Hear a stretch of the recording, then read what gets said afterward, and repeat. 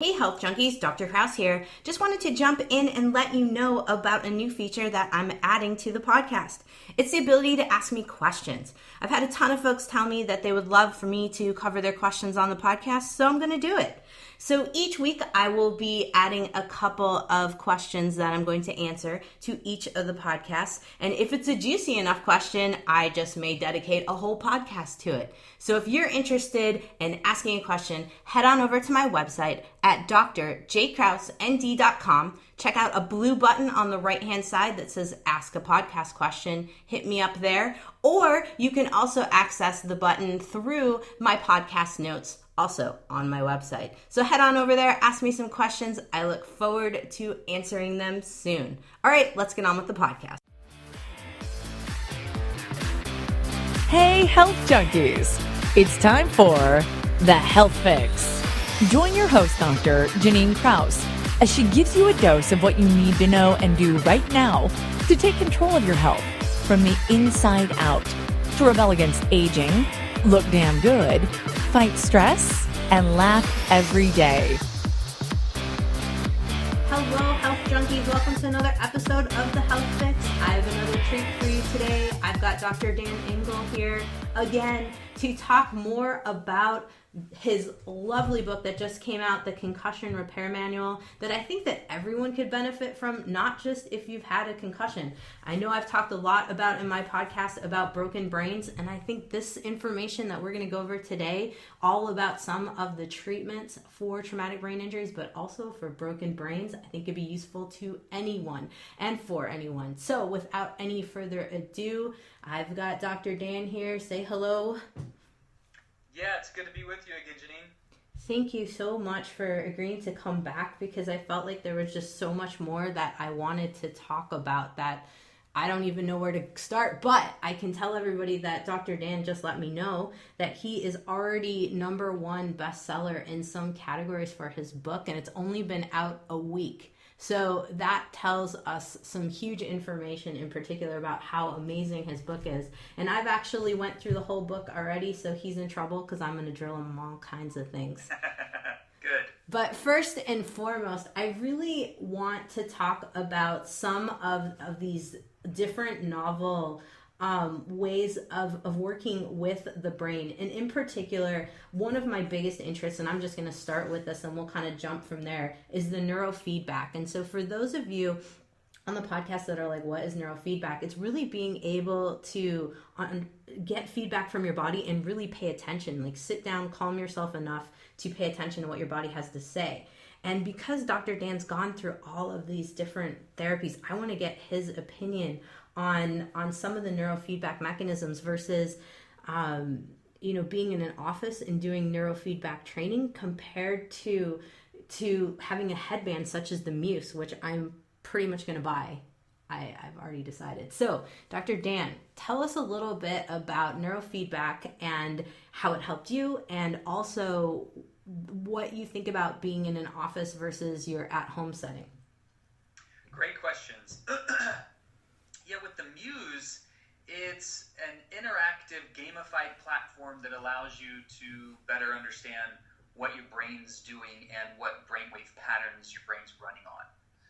And there is a variety of different technologies that offer biofeedback, which is essentially message and information from the body about what's happening physiologically. Neurofeedback does that specifically for the nervous system. Okay. And the Muse is one of these wearable EEG Bluetooth units that essentially you just put on your forehead. It hooks up to an app on your phone, and it allows you to be able to understand and give real-world, up-to-date information about if your brain waves are in more of a stressed, fight or flight, sympathetic overload state, or if they're in more of a relaxed towards a parasympathetic but still awake and focused arena. So most brain wave patterns when we're talking at this level are beta, and it's action oriented, it's back and forth, it's tracking, it's kind of like if we're having a little bit of a coffee kind of input, like get stuff done, so to speak, versus meditation and a relaxation response that's still both quiet and centered but also focused, is more of an alpha state. And so that would be more like a green tea kind of effect. So it's still alert and present, but it's not quite as jumpy, so to speak. And in meditation can mean a lot of things for a lot of different people, but generally it means like focused awareness and finding that inner still point. There are a variety of ways to kind of come into that accessed point. And because we are desiring and used to, particularly in the way our culture runs today, getting real world information, immediately available feedback, and we like to stay engaged, you could say that our attention spans are getting shorter and shorter all the time. For example, the input that we visually get when we're looking at something on the computer or in a movie or on a TV program, the time between scenes gets shorter and shorter. The time for kind of a strong stimulus to bring the brain back into focus and presence gets shorter and shorter. We're used to more and more quick feedback all the time. So these gamified platforms allow the brain to watch something, to be able to track what it's doing over time, to get real world information, and then to be able to make those adjustments as necessary. So what the Muse does specifically is it entrains the brain to drop into deep states of belly breath and diaphragmatic breathing that allows the presence to become more anchored in the now, as opposed to where we're usually running, which is in the past or in the future, scattering our attention. And most people aren't able to reflexively drop into the present moment because we're not taught that. We're certainly not taught that in school. Our culture does not promote that, and it does not reinforce that. We're constantly being reinforced for jumping attention and moving further and further and faster and faster. And I don't think you and I talked about this, but I was speaking about this in another interview. Our nervous systems haven't evolved to keep up with the pace of electronic and electromagnetic input from our environment. So it's one of the reasons that we're walking around in a constantly compromised state of neurologic overload and sympathetic overdrive, because we're constantly trying to keep up with the bombardment of electrical input. Just for example, if you were, in most urban arenas, if you open up your computer and you look for available Wi-Fi networks, you're going to find between 10 and 30 that are all these, we don't see them, and that's part of the challenge of electromagnetic input, is it's so insidious we don't see it, yet it's compromising our healthy electromagnetic resonant field towards optimal health. And so anytime that we can find a platform where we're able to consistently use it, to consistently find benefit and anchor it into a dedicated practice, most of the time when people do that, whether it's the Muse or some other kind of platform, I'm partial to the Muse as well, we see consistently benefits in a variety of different arenas, not just in brain health and brain recovery, but the experience that meditation, mindfulness, presence brings to all aspects of our life. Quality of life in our relationships, quality of life and enjoyment in the moment, being able to have a bit of insulation around us from all of the stress in the environment, stress that is driven from the media, stress that's driven from environmental impact, whether you're here in Northern California going through the fires that were just last week, or you're in the Caribbean getting slammed by 3 hurricanes. There's a lot happening on the grid right now. So I think more than ever, it's important to be able to have those tools immediately available that we use on a consistent basis to help us find our center point. Absolutely. I absolutely agree. And one of the things that, you're talking about that came to mind while you were chatting was that it seems that, for folks with a traumatic brain injury, obviously we've already got difficulty in being able to concentrate in fast-paced environments. I'm saying this all weird, but genetically, like you said, we're not caught up to all the fast-paced environment. Then add a traumatic brain injury on top of that, and we need even more of a sense of calming and something to kind of rein us in. And I think that's where I see a lot of the patients that I've seen in practice struggle is being able to focus, being able to get the words out that they want to say, and also be able to interact socially.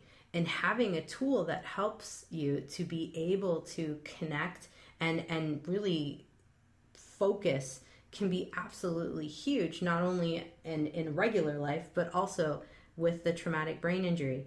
And so I see this Muse as being quite an amazing tool for both regular folks that have broken brains and the traumatic brain injury side of folks too.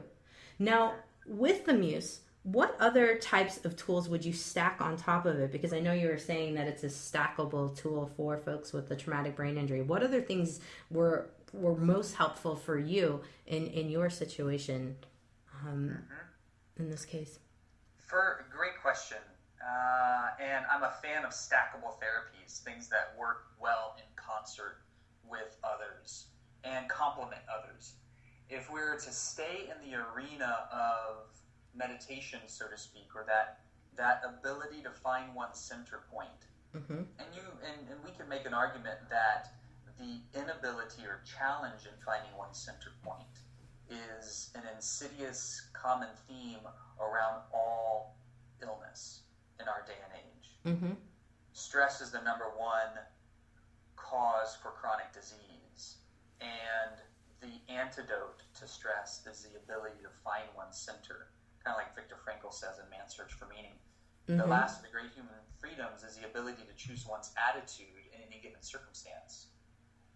Also, the ability to find one's center point in any given circumstance. So the Muse was certainly helpful because I can take it with me. It's smaller than a chew. I can put it in my backpack. I travel a fair bit. I can use it at any point, day, night, to find that, particularly if I'm finding that I'm not in my center point or I haven't used it recently. Another technology that I like a lot, and I found to be even more positively impactful, although it has a little bit challenge because I can't just take it with me and I need to find a place where I can use it, is flotation therapy and getting in a float tank. Because flotation is meditation on steroids. It's one of the most effective tools at resetting the neuroendocrine system because you're without environmental stimuli. And so when we are without environmental stimuli, the brain and the nervous system are hooked up towards the inner landscape. And when we get more and more refined in our ability to find that center point through the doorway of our inner landscape, then we can experience an exponential stacking of that response over time. So if somebody's going through traumatic brain injury recovery, or they're dealing with any kind of neurocognitive, neuropsychiatric issues, I usually recommend, if they're able to, if they have a flotation tank available, and usually you can get these Groupon deals where it's like $30 to $50 a month, or a session, if they're able to float 10 times within a month period of time, and then once or twice a month after that, usually it takes a good 10 or so loading sessions to be able to prime the nervous system to move into that parasympathetic rest and relaxation phase more effectively. Then vagal tone comes back on, then digestion improves, then all the supplementation and optimized nutrition that you might be recommending to your clients or people might be using for themselves starts to optimize because digestion's now improved. So absorption, assimilation, utilization of all those nutrients is going to improve. So everything is going to get improved once we're able to find that center point, able to come back into more of a parasympathetic tone. So flotation is one of those ubiquitous therapies. Anybody can do it. Doesn't matter what age. Doesn't matter how. If you're on any other medications, what size you are, etc. Anybody can float. Mm-hmm. So those two together are really strong supportive alliance. And then we can get into the targeted supplementations and the other treatments. For example, the interventional therapeutics, the two that I think are probably most helpful as far as being able to find practitioners that do these medicine-oriented approaches. One is acupuncture, and one is hormonal evaluation and reoptimization. Because most people with a TBI or a significant concussion will have some degree of challenge in their master glands, the pituitary, hypothalamus, and pineal. And then everything downstream from the brain gets compromised. And so you see adrenal fatigue, hypothyroidism, hypogonadism, to varying degrees. But when you look at the numbers, somewhere between a third to a half of all people, even after one significant concussion, will have some degree of hormonal dysregulation downstream. And we don't know that until we look at it. And there are some really good functional medicine laboratory assessments to be able to look at all of those parameters to be able to see where to intervene. Because if we're trying to deal with something like ADHD, depression, any compromise in neurocognition that's related to hormone dysregulation after TBI, and we're not intervening there, then we're really limited in our ability to fully compensate after injury. Because hormones, the neuroendocrine system, meaning like the brain and the hormone combination, are intimately related. And hormones are essentially like energy for the system. So if hormones are low and we're not replenishing, then it's going to be really hard to access enough motivation, energy, optimization, inspiration to be able to move through that healing process. And acupuncture I like so much too, because it's a very sophisticated 5,000-year-old medical system that is one of the more sophisticated early interventions for pain reduction and for nervous system rehabilitation. It was definitely one of the things that worked best for me. And I was working with somebody who would run 40 to 50 different needle patterns, 30 in my head and 10 throughout the rest of my body. Oh, wow. Yeah, it was pretty advanced. It was a pretty, not aggressive, but in-depth. And I told him, I said, I'll give you 6 months. I want to run this program, and I want to focus on acupuncture because I have a sense that this is a major potential unlocking mechanism to bring my nervous system back online. And sure enough, it was. It was freaking amazing. I felt the best I had felt in a decade. Mm-hmm. And it's one of those where you kind of like flotation. You might not necessarily know it or appreciate it after 1 or 2 or 3 sessions, but when you start getting into 6 to 10 sessions, then you start to notice the improvement. Absolutely. So those are a couple. Then we can get into technologies like hyperbaric oxygen, transcranial magnetic stimulation, and those are more sophisticated. There's more of a cost investment. However, for a brain that is significantly limited in its cognitive function, oftentimes that's because of poor vascularity or limited blood flow. And there are very few things that are going to improve vascularity or the angiogenesis, the building of new blood vessels, like hyperbaric oxygen. So it's one of those, again, it's a stackable therapy, but oftentimes it takes somewhere between 20 and 30 sessions.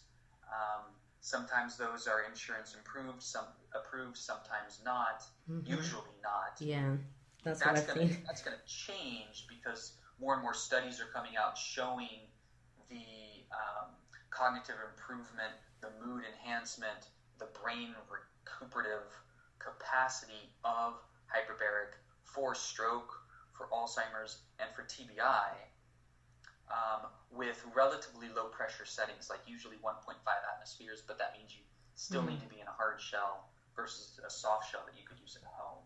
So there's a lot of different things in there, and it can get a bit overwhelming. So if I was to recommend people just start at a particular place, I would say, okay, what do you do right after you have a concussion? As best you can, get it fully evaluated. Make sure that there's not, significant impairment. The vast majority of concussions are mild. The majority of those heal spontaneously without much long-term residue. Fortunately, because the brain is plastic, but we need to be able to make sure we give it the right environment. So people need to be in a stress-free environment, not a lot of time on the computer or cell phone, take an electromagnetic kind of holiday from all those devices, give the system a good week to just integrate, rehab, rest, be calm, be quiet, be still.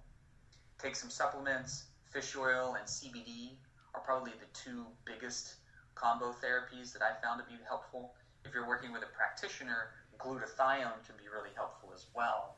Intranasal glutathione is ideal, but liposomal glutathione is also good. If you can get past the taste.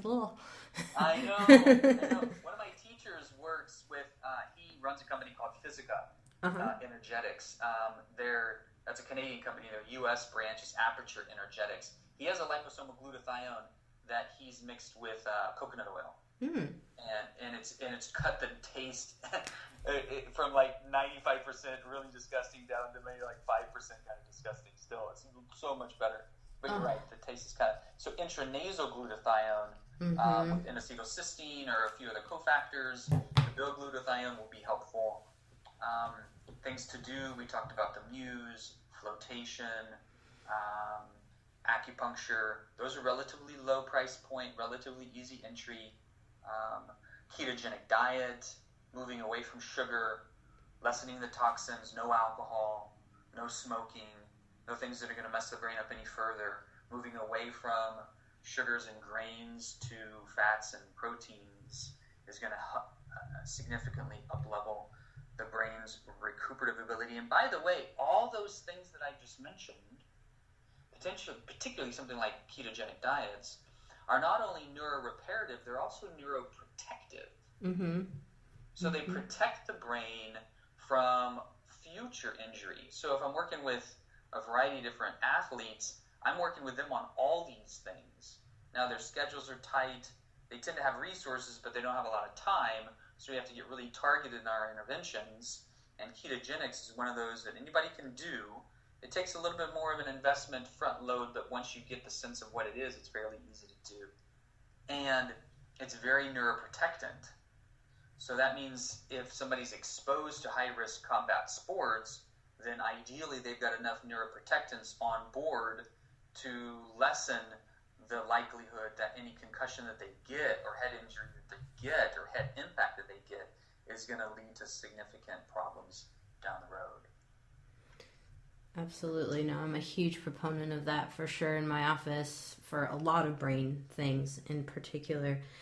One of the things that I think would be useful for my audience and just for me too, just because I'm curious, in terms of stacking the flotation and the acupuncture, how would you do it? Would you have someone do a float, say twice a week, and then acupuncture twice a week, or do you think that's too much for the system? Or I don't think it's too much at all. Okay. I think that's a great acute care intervention protocol. Okay. Maintenance would be more like once a week of each of those, or maybe twice a month of each of those interspersed. Okay. So you're doing like weeks 1 and 3 acupuncture and weeks 2 and 4 flotation. Okay. Once a week. But that's after like the first month or so. I typically put people through an acute care protocol for a month after significant head injury, and then we see where their symptoms are. to know if it's time to move more from that acute phase into a maintenance phase. If their symptoms are still as significant or close to as significant, depending on what their symptoms are, most people it'll be sensitivity. So neurologic sensitivity, because the nervous system is still inflamed. So sensitivity to light, sound, environmental impact, stress, the less of the ability to kind of deal with just average everyday life. So all of that lets me know that the nervous system is still pretty wired and fritzed out, kind of like the circuits are still overloaded. So, or if it could be, that's a bit more like neurocognitive. If it was more neuropsychiatric, so that could be mood dysregulation, insomnia, anxiety, kind of, depending on the spectrum, depression. Then we're following those symptoms. Whatever the target symptoms are, we want to know where that person is at baseline, where they are after a head injury, and we want to get them back to their baseline, or oftentimes better, because most people are walking around neurologically compromised anyway. So usually we're trying to get back to a better baseline than when they started. And so once they start moving out of that acute care symptomatology, then we start going into maintenance care frequency. It's usually the same therapies, but not as often, not as frequent, not as high a level of intense engagement. Gotcha. No, I like that. In terms of, say you have someone, and this is something that I like, because you mention a lot in your book, a little bit about treatment intensity. If things aren't changing, switch it up, and kind of trying something for 30 days. And then if you're not noticing any changes, trying it, going to the next kind of step. I think one of the things that I was thinking about while I was reading through your book was, okay, what if you've got somebody who has gone to the flotation, has gone through some of the acupuncture, but still symptoms aren't improving as much? What would be the next step therapy? Would it be hyperbaric, or would it be even, beyond that? What else could they do to try to enhance their results and try to get themselves back online? Great question. If we're talking about technologies, I tend to like hyperbarics. Okay. Because again, it's when we're looking at benefit to risk ratio, it's extraordinarily high in the benefit range, and I still recognize that it's a barrier to entry because of time investment, because it takes between 20 and 30 sessions to see full benefit. Wow. And out-of-pocket expense, because insurance might not cover it. So if that is going to be a significant barrier to entry, then I might have them make sure that they've gotten their entire functional medicine physiologic profiles assessed, metabolomics, hormones, gut, microbiota, food allergies. Because if right now, kind of depending too on the level of severity in the brain trauma, how much the system is still overloaded and inflamed. And brains are really unique. We're all super unique. We're all just like snowflakes, right? There's no one snowflake that's the same. And so somebody who has a major impact might recover pretty easily. Another person who has what seems like a fairly minor impact might take a long time to recover. So it's very individual specific. And so we need to know what the rest of the body is looking like. And so where are the hormones at? Sometimes the head injury was just the thing that tipped somebody over into significant compromise. Maybe they were already compromised, and then they got the head injury, and then that was the last straw. So we might be actually dealing with a lot more than just a compromised nervous system. There might be other things and other challenges. So it's oftentimes an opportunity to look at the bigger picture. And it was one of those things that finally something happened that slowed me down in order to look at all of the ways that I was living out of balance. Maybe I was already working too much. Maybe I was doing X, Y, and Z that wasn't quite in alignment to my optimal living or health status. So if we start to assess all of those, and laboratory measures are one of those, that's an easy entry point. We just need to find a functional medicine practitioner who knows how to do those tests. Most of those tests are covered by insurance. And then we start to optimize those deficiencies or imbalances through targeted supplementation. And so if somebody's doing a few things early that we would expect improvement, like you just mentioned, acupuncture, flotation therapy, maybe they're switching to ketogenic, and maybe they've done a few other things, but they're still not quite where they want to be, I would say, okay, are you working with any practitioner specifically that knows concussion recovery? Unfortunately, most of the docs that do it well, our practices are full. So we need to create a new system. And that's essentially what we're bringing online now, working with a variety of different practitioners through a variety of different domains to be able to train the next wave of concussion care specialists. And then we can have more practitioners who know these kinds of optimized ranges, optimized protocols, assessment tools, being able to identify core symptoms, track them over time, know what's working, and optimize what's working and not have to do a whole lot of things just because they could work, but know as best we can individually what's going to work best for that client at that level, so that we can keep this a protocol that's as simple but as strong in impact as possible. That's so huge. Ideally we do all of the assessments, and that kind of points us in the right direction. I think Hyperbarics is going to become more and more available over time, just like transcranial magnetic stimulation. TMS is also another amazing tool. It's usually used for depression, and close to a third to 2/3, depending on the numbers you look at, something like 20 to 60% of all people who have a significant concussion are going to have major depression. Those are big numbers. So if we're using something like TMS can rehabilitate the nervous system because it starts to optimize electrical signaling and electrical signaling pathways. And it's very good for depression, so it helps with both the symptom and the root cause of the symptom.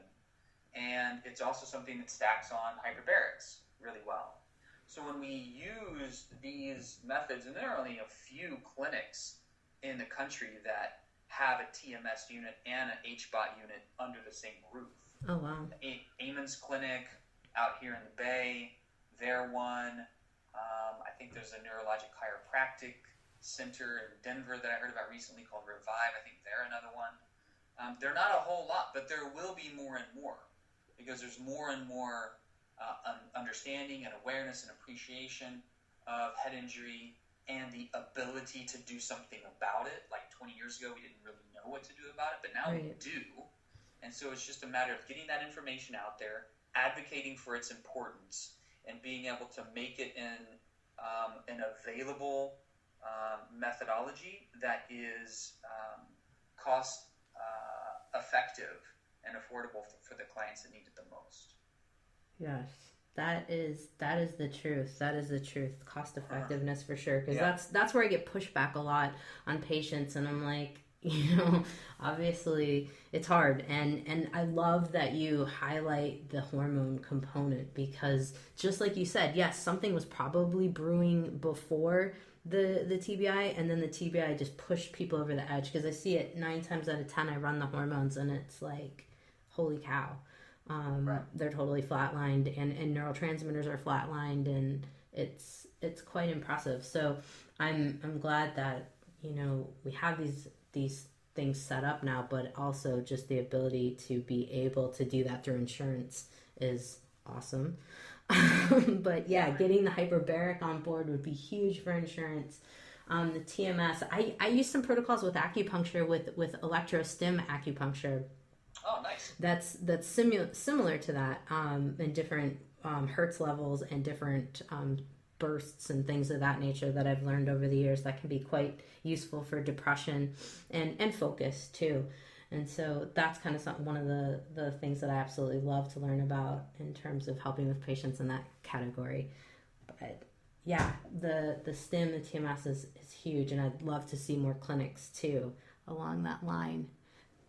Be so huge. So and then the things that are less maybe medical Mm-hmm.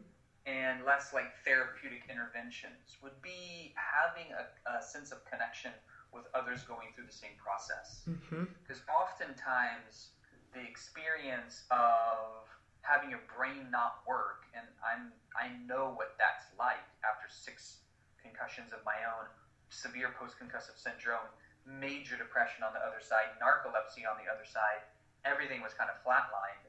I know what it feels like to not have a lot of motivation, not have a lot of inspiration, engagement, movement in the system. And so it can be feeling like you're just moving against a mountain to try and have enough of an outward kind of engagement to find community or want to do anything other than just sit on the couch and convalesce and just slowly rehabilitate. But what I found too with so many of the clients that I work with and friends and family going through similar things or advocating for their loved ones going through similar experiences is that when we find a community of like-minded, like-hearted, like-spirited people going through a similar process, oftentimes it validates our own experience, because it can be easy to get really upset and frustrated and have that victim mentality, like, why me? Why did this happen?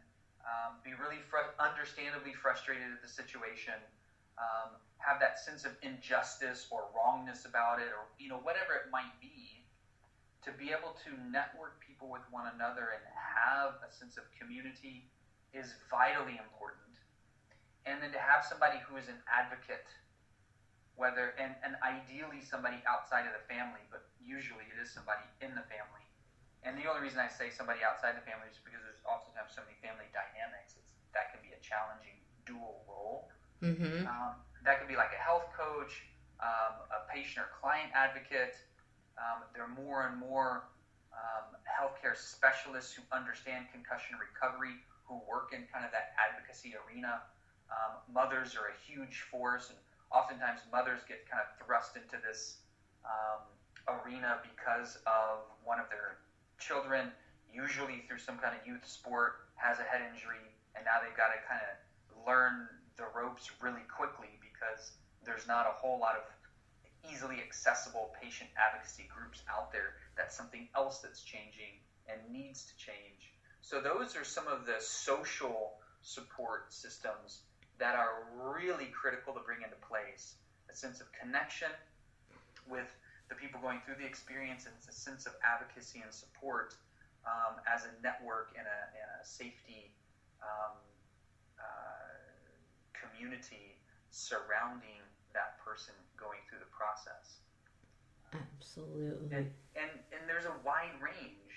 Some people, if they're going through a mild TBI kind of experience, need less support. But people going through a severe TBI experience, they need mountains of support, exponentially more support. And in the benefits, I don't know if you know a friend of mine named Kevin Ballister, who has an organization called Adventures in TBI. He's a great guy, and he's a great example of somebody who needed mountains of support after he fell off a 30-foot scaffold, hit his head on the concrete, was in a coma for a week, had a G-tube, had to essentially learn how to eat, walk, talk, and do everything again. And now is essentially one of those patient care advocates, coming out with a book soon called Feed a Brain, which is actually quite a good book. Nice. And we're doing this. We're growing our connection as a community of educators and advocates for these kind of protocols and for this level of support.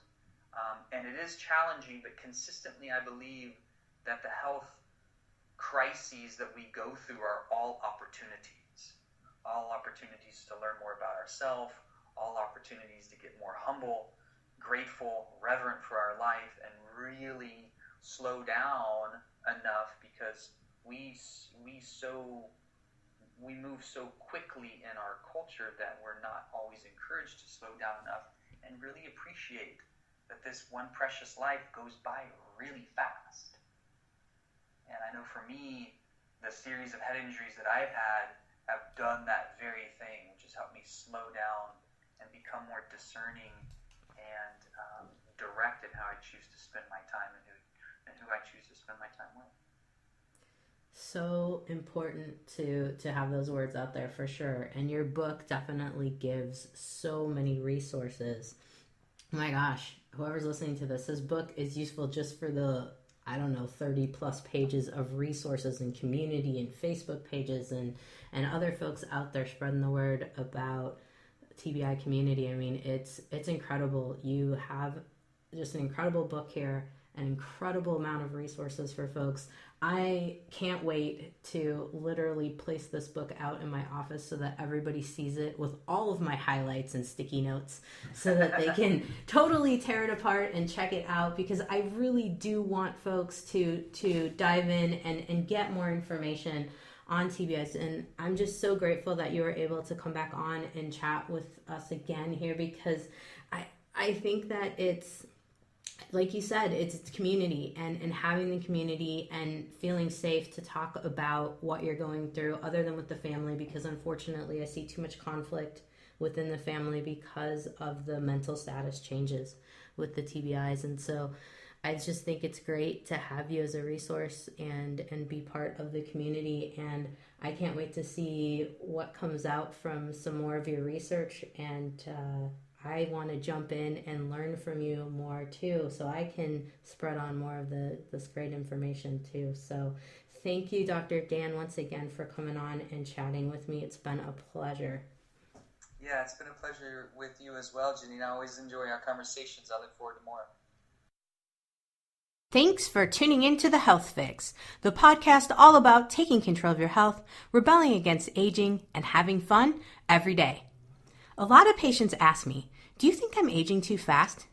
So, I created an evaluation checklist for you to see for yourself. Plus, I created a resource guide to help you slow down the aging process right now.